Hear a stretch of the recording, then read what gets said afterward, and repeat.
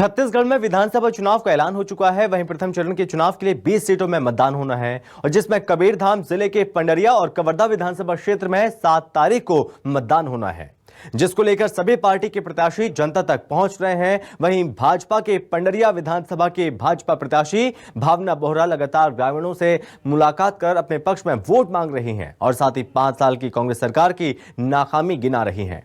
इस दौरान न्यूज 24 के संवाददाता से खास बातचीत की और कांग्रेस ने जनता को ठगने का काम किया, जिसको लेकर जनता तक पहुंच रही हूं और विधायक बनने के बाद शिक्षा, स्वास्थ्य, सड़क, बिजली और पानी की समस्याओं से निजात दिलाऊंगी और साथ ही पंडरिया विधानसभा के सातों मंडल में विधायक कार्यालय खोले जाएंगे ताकि जनता को किसी काम के लिए भटकना न पड़े और साथ ही विधायक कार्यालय से ही सभी की बातें सुनी जाएंगी और तत्काल निराकरण किया जाएगा। इन दिनों छत्तीसगढ़ प्रदेश में हल्की ठंड शुरू हो गई है। उसके साथ ही साथ विधानसभा चुनाव की सरगर्मी तेज हो चुकी है। लगातार सभी पार्टी के विधायक प्रत्याशी जनता तक योजनाबद्ध तरीके से पहुंच रही है।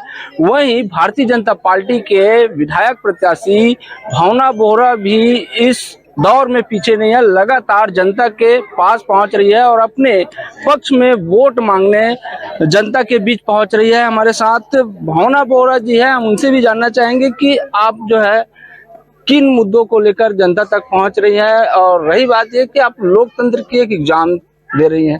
जब एग्जाम के समय आता है तो धड़कनें जो है तेज हो जाती है, क्या कहेंगे?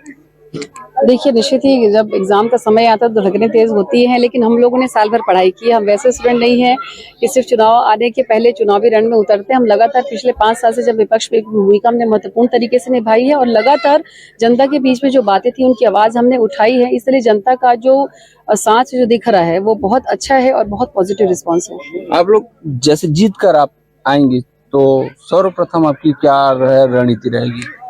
देखिए, बहुत सारे विषय हैं। मैंने अपने लिए कुछ संकल्प लेके रखे हैं कि विधानसभा में आने के बाद जीत के मेरी क्या क्या प्राथमिकताएं रहेंगी।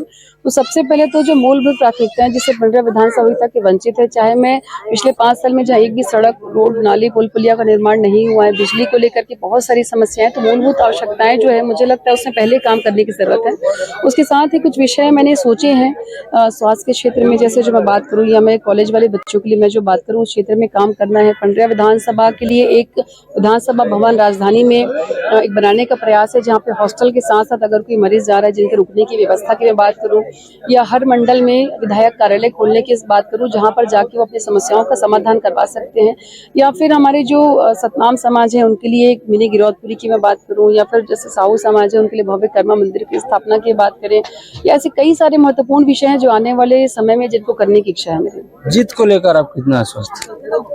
जीत को लेकर बिल्कुल हम काफ़ी पॉजिटिव रिस्पांस जिस प्रकार से जनता के बीच में आ रहा है, तो निश्चित ही जीत को लेकर के तो हम बहुत मजबूत हैं। बस देखना ये है कि अंतर कितना ज़्यादा रहेगा जीत का।